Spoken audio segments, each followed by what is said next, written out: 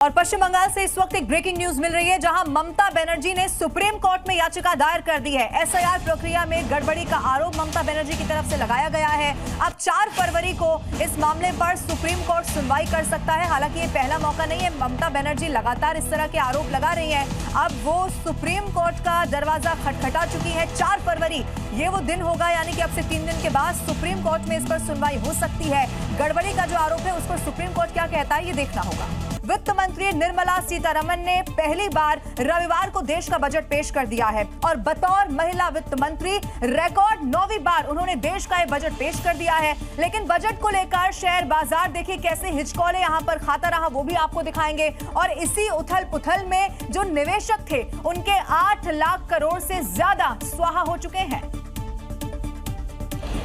Budget पेश होने के चलते स्पेशल ट्रेडिंग सेशन के लिए रविवार को बाजार खुला। फ्लैट ओपनिंग के बाद मामूली बढ़त दिखी, लेकिन जैसे जैसे बजट आता गया इसका सीधा असर मार्केट पर दिखने लगा और जब टैक्स बढ़ने का ऐलान हुआ तो मार्केट भरभरा कर गिरता चला गया और सेंसेक्स इंट्राडे के दौरान 2400 अंक तक टूट गया।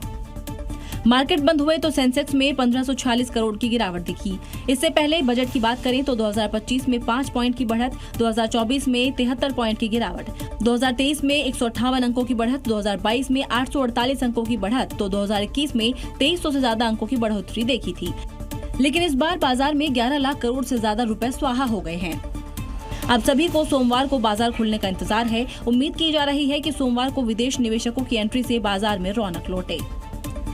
तो देखिए, बजट से पहले सोना चांदी के रेट गिरने का सिलसिला था। बजट वाले दिन भी इसी तरह से जारी रहा। पिछले साल से चमक रही चांदी पर तो मानो पिछले 3 दिन में ही ग्रहण लग गया हो। इसके साथ ही सोने की रफ्तार को भी ब्रेक लग गया। हालांकि इससे करेक्शन की गिरावट माना जा रहा है, लेकिन ग्राहकों का भरोसा इन पर डगमगाया हुआ है। जिन्होंने निवेश किया था वो तगड़ा नुकसान झेल रहे हैं और जो निवेश की तैयारी में है वो थोड़े अलर्ट नजर आ रहे हैं। बजट पेश होने के बाद अभी 24 कैरेट सोना 1,62,240 रुपए प्रति 10 ग्राम पर चल रहा है, जबकि चांदी की कीमत 2,78,000 प्रति किलो पर है। जबकि बजट से पहले 30 जनवरी को सोना 1,80,000 से फिसलकर 1,55,000 के आसपास आ गया था। वहीं जो चांदी करीब 3.5 लाख पर पहुंच गई थी वो 2,65,000 के आसपास आ गई है।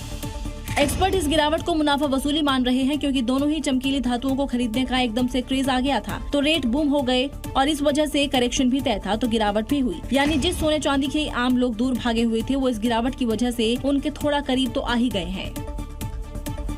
और इसी साल यानी कि 2026 में कई राज्यों में चुनाव भी होने वाले हैं। अब ऐसे में सरकार ने उन राज्यों को भी कुछ ना कुछ देने की जरूर कोशिश की है। केरल, तमिलनाडु, पश्चिम बंगाल और असम को इस बजट में क्या कुछ मिला है, अब वो आपको दिखाते हैं। लेकिन उसके पहले बता देते हैं कि वित्त मंत्री ने बजट पेश करने के लिए जो साड़ी पहनी उसमें भी संदेश छिपा है। 2025 में बिहार में चुनाव था, तब बजट पेश करते समय वित्त मंत्री ने मिथिला पेंटिंग वाली साड़ी पहनी थी। इस साल तमिलनाडु में चुनाव है तो उन्होंने बैंगनी कांजीवरम साड़ी पहनकर बजट पेश किया। अब बात चुनावी राज्यों को मिले तोहफे की, तो पश्चिम बंगाल में दानकुनी से लेकर सूरत तक नई डेडिकेटेड फ्रेट कॉरिडोर की घोषणा की गई है। देश में 7 शहरों को हाई स्पीड रेल कॉरिडोर से जोड़ने का ऐलान भी हुआ है। उनमें बंगाल का सिलीगुड़ी भी शामिल है। अगले 5 सालों में 20 नए नेशनल वाटरवेज को चालू करने की घोषणा की गई है, जिसका लाभ बंगाल को भी मिलेगा। वित्त मंत्री ने 4 राज्यों में खनिज कॉरिडोर स्थापित करने का प्रस्ताव रखा है। वित्त मंत्री ने 2 नए टेक्सटाइल पार्क बनाने का भी ऐलान किया, जिसमें केरल में टेक्सटाइल पार्क बनेगा। केरल को वाइल्ड लाइफ पर्यटन का तोहफा मिला है, वहीं चुनावी राज्य असम को बौद्ध सर्किट का तोहफा मिला है। मतलब साफ है कि बजट के माध्यम से चुनावी राज्यों को भी साधने की कोशिश हुई है।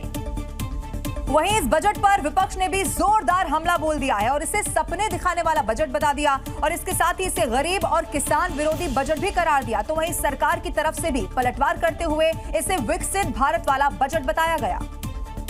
लेकिन विपक्षी नेता बजट से खफा ही दिखे।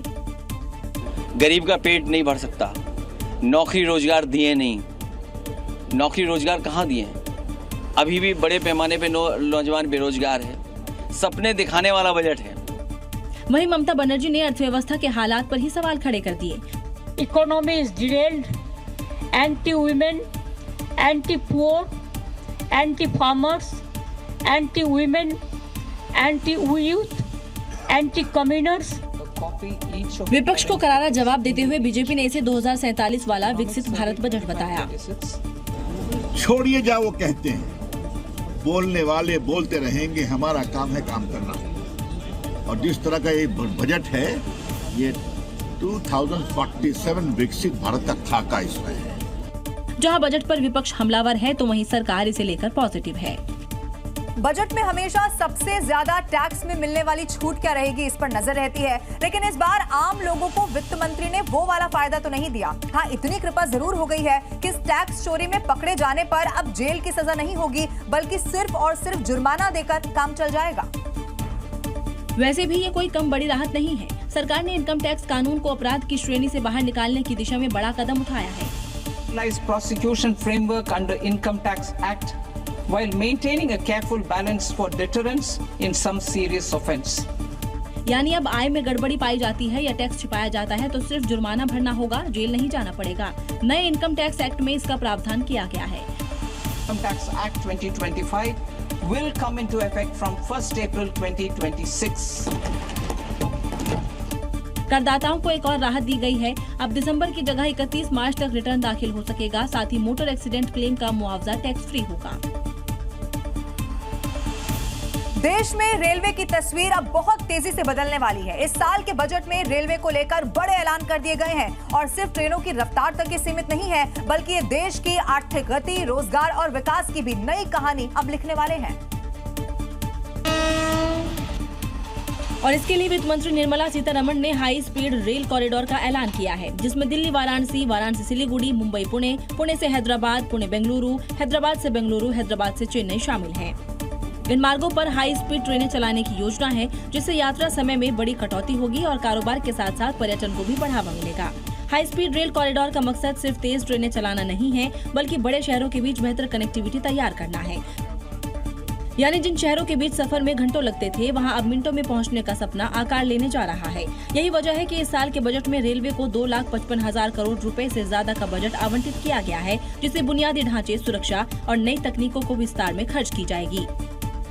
और अब एक बड़ी खबर आपको बता देते हैं। बजट 2026 पर रेल मंत्री ने बड़ा दावा कर दिया है। रेलवे का सारा जो फोकस है वो सेफ्टी पर है। सेफ्टी पर 1 लाख करोड़ रुपए खर्च किए जाएंगे। इसके अलावा जो ट्रैक मेंटेनेंस है उस पर भी फोकस रहेगा। रेल मंत्री अश्विनी वैष्णव ने कहा, सारा फोकस है रेलवे की सेफ्टी पे। 1,20,000 करोड़ इसमें रेलवे की सेफ्टी पे दिया जाएगा और बहुत फोकस किया जाएगा कि किस तरह से रेलवे के ट्रैक मेंटेनेंस, रेलवे के कोच मेंटेनेंस, वैगन मेंटेनेंस, लोको मेंटेनेंस, ओवरहेड इलेक्ट्रिकल सिस्टम का मेंटेनेंस और सेफ्टी पे मैक्सिमम फोकस है।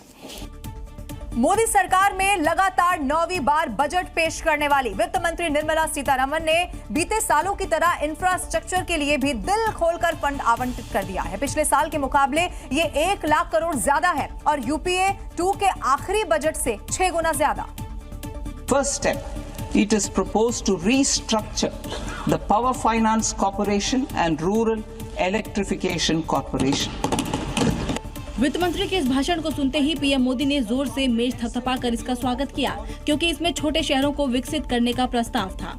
इंफ्रास्ट्रक्चर को मजबूत करने के लिए कई बड़े कदम उठाए गए हैं। डेडिकेटेड फ्रेट कॉरिडोर, देश भर में वाटरवेज का विस्तार, high speed rail corridor, tier 2 और टियर 3 शहरों के विकास पर विशेष ध्यान, जिन्हें उड़ान और स्मार्ट सिटी योजना के जरिए पहले ही गति दे दी गई है।